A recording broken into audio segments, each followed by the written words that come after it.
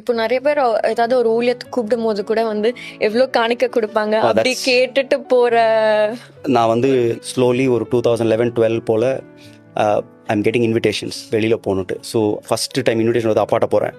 அப்பா எனக்கு ஜோம் பண்ணுங்கள், இது மாதிரி வெளியில் கூப்பிட்றாங்க. I want to go share my testimony. என் ஆண்டர் எப்படி அழைச்சார், மீன் லைக் என்னுடைய path I want to share. எனக்கு ஜோம் பண்ணுங்கண்ணே. Is I will pray for யூடா, ஜோம் பண்ணுறேன்டா. ஆனால் நான் உனக்கு ஜோம் பண்ணுன்னா நீ வாழ்க்கையில் 2 கேள்வி கேட்க மாட்டேன்னு சொல்லி ஜோம் பண்ணுறேன்னாரு. என்னப்பா?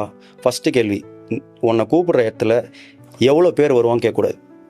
2வது எவ்வளோ காணி கொடுப்பான்னு கேட்கக்கூடாது. இந்த 2 கேள்வி கேட்க மாட்டேன்னு சொல்லி நான் உனக்கு ப்ரேயர் பண்ணுறேன்.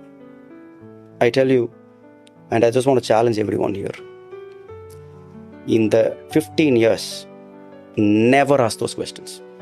எவ்வளோ காணிக்க தருவ, எவ்வளோ பேர் வருவாங்க, never. The moment you go for people and money, you're done. There's no point. ஒரு வாட்டி ஈரோடில் ஒரு ஷேர் திஸ், ஈரோடில் போய் ஊழியம் பண்ணுறேன். 3 days meeting, Friday Saturday Sunday, Saturday morning evening, Sunday morning evening. So பேசிக்காக ஆல்மோஸ்ட் 5 மீட்டிங்ஸ் பேசியிருக்கேன்.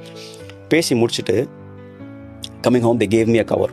ஓகே, ஸோ வந்து வீட்டில் வந்து திறந்து பார்த்தா 50 rupees, 50 ரூபா இருக்கு. அப்பாட்ட போயிட்டு, அப்பா 3 நாள் 5 மெசேஜ் பேசணும்ப்பா, எனக்கு 50 ரூபா கொடுத்து அமைச்சிருவானுங்கப்பா. எங்கள் அப்பா சிரிச்சுட்டே சொன்னார். என்ன தெரியுமா சொன்னார்?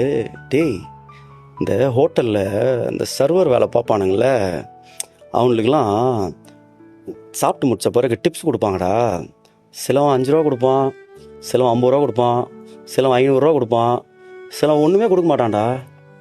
ஆனால் அவனுக்கு ஒன்று தெரியும், நீ டிப்ஸ் கொடுக்குறே இல்லையோ ஓனர் சம்பளம் தருவான்னு தெரியும்டா அவனுக்கு. நீ இந்த டிப்ஸுக்காகலாம் வேலை பார்க்காத, உனக்கு கடவுள் உனக்கு சம்பளம் தருவாரான்னு. I was like, man, that's all I want to hear. இந்த டிப்ஸுக்கெலாம் நான் வேலை செய்யலை, எனக்கு கடவுள் சம்பளம் தருவார்.